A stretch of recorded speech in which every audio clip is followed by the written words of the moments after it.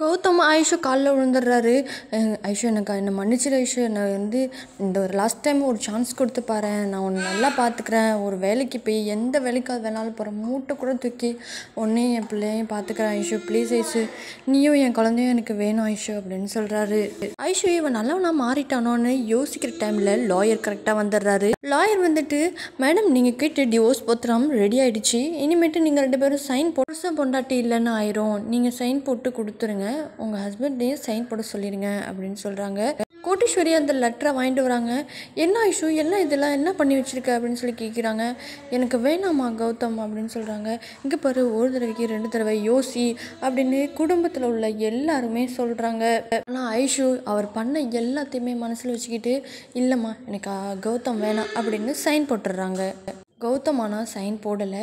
எனக்கு கொஞ்சம் ஒரு வாரம் டைம் கொடு அப்படின்ற மாதிரி சொல்லிடுறாங்க. என் குழந்தையோட முகத்தை மட்டும் பார்த்துட்டு நான் போயிடுறேன்.